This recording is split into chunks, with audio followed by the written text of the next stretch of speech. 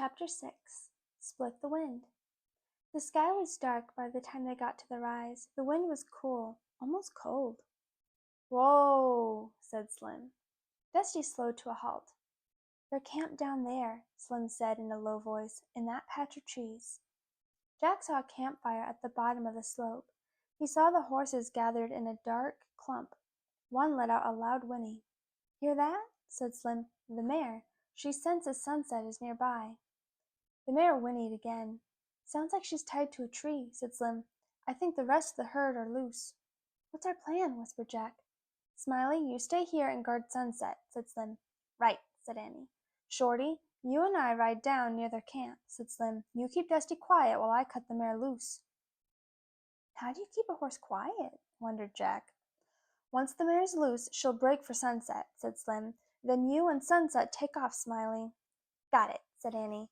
"Then we'll split the wind," said Slim. "What's that mean?" wondered Jack. "Till we get to Blue Canyon," said Slim. "Where's that?" wondered Jack. "All set." "Any questions?" asked Slim. "Nope," said Annie cheerfully. "Yep, about 1,000,000, thought Jack. "Okay, pardners," said Slim. "See you soon, Smiley. Come on, Shorty." "Have fun," said Annie.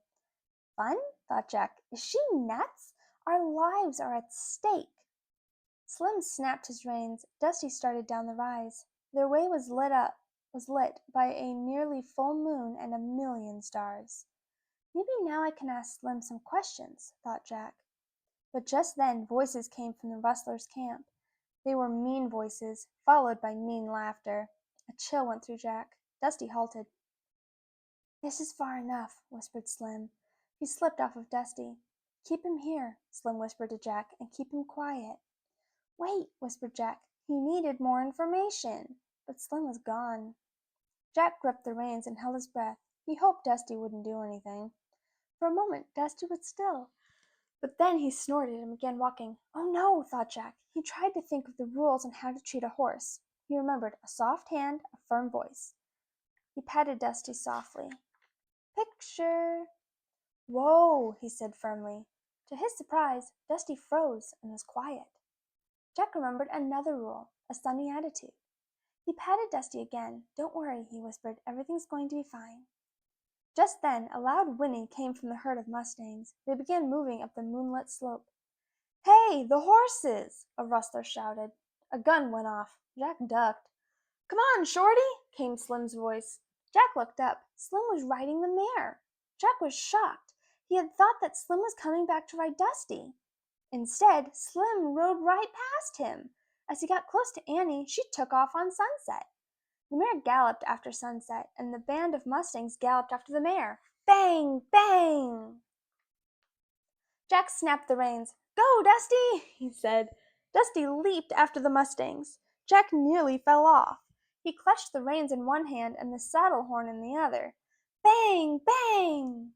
The rustlers were on their horses now. They were getting closer. "Hurry!" Jack cried. Dusty cleared the rise in an awkward leap.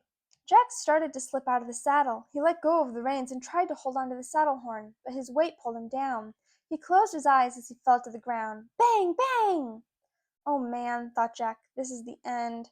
He opened his eyes. Dusty was looking at him. Jack scrambled up and tried to climb back into the saddle. It was hard without Slim's help. As Jack struggled, he heard shouts from the rustlers. Their horses gave high-pitched neighs. Jack looked back. A shimmering white figure was moving across the top of the rise. The rustlers' horses were panicking and backing away. Jack didn't have time to think about what he was seeing. He knew it might be his only chance to escape. Using all his strength, he pulled himself into the saddle. "Go, Dusty, go!" he shouted. Dusty took off at full gallop over the prairie. Jack held on for dear life as they split the wind.